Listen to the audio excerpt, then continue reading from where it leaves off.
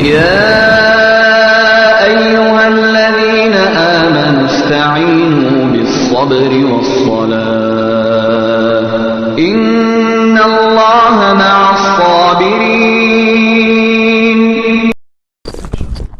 Alhamdulillahi Rabbil Alameen wa la udwana illa ala dhalimin.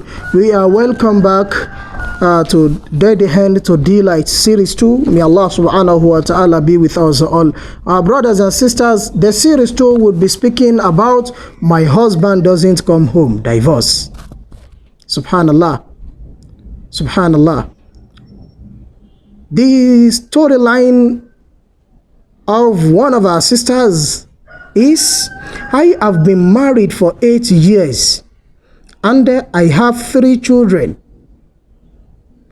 My husband was the one who taught me about Islam, and he taught me a great deal. Praise be to Allah. Alhamdulillah. Alhamdulillah. There have been some problems in our lives over the past 2 years. Subhanallah. We borrowed some money and we did not have a place to live. There were some problems with my husband and at work, and he could not leave the States. And he was not able to see his family for 8 years. Subhanallah. I was learning Islam, and in particular how to be patient and how to deal with my husband patiently.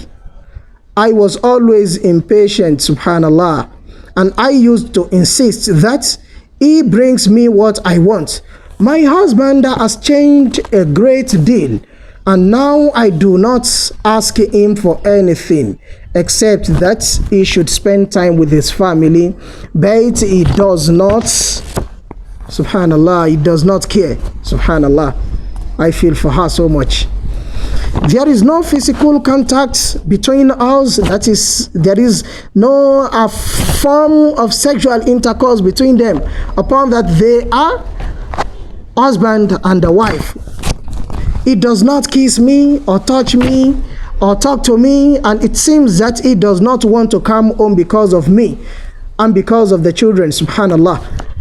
My husband does not only want to leave us, he does not care about us either.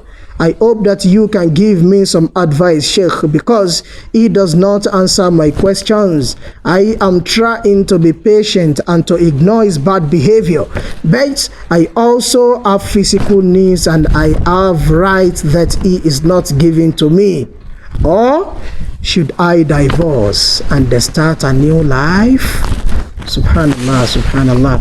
May Allah subhanahu wa ta'ala please grant our dear sister Delight, grant her comfort from this crisis she is into. May Allah subhanahu wa ta'ala be with us. Brothers and sisters, the first episode I am going to speak on under this is the right of spouse.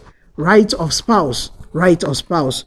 Firstly, the wife has right over her husband, like kind treatment, maintenance, accommodation, enabling her to maintain her chastity, and meeting her emotional needs.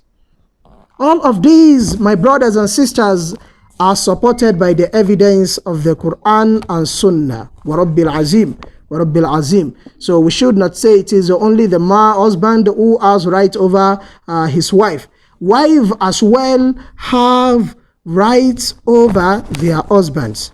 Brothers and sisters, by the same token, the husband has right, as I have mentioned, over his wife. Some of the rights the husbands have over their wives are kind treatment, obedience with regard to that which is right and proper, as well as allowing the husband to be intimate, to make intimacy with her, as well as serving him and not going out of the house except with his permission. Brothers and sisters, Allah subhanahu wa ta'ala tells us in Surah An-Nisa, verse 34. He says, الرجال قوامون على النساء بما فضل الله بعضهم على بعض وبما أنفقوا من أموالهم فالصالحات قانتات حافظات للغيب بما حفظ الله قانتات حافظات للغيب بما حفظ الله صدق الله العظيم. Brothers and sisters, Allah says الرجال قوامون على النساء. Men are the protectors and maintainers of women. بما فضل الله بعضهم على بعض, because Allah has made one of them to excel the other. Subhanallah. وبما أنفقوا من أموالهم, and because they spend from their means. Therefore, فالصالحات قانتات حافظات للغيب بما حفظ الله. The righteous women are the obedient to Allah and their husbands. I mentioned that one of the duties of the wife is to be obedient to her husbands.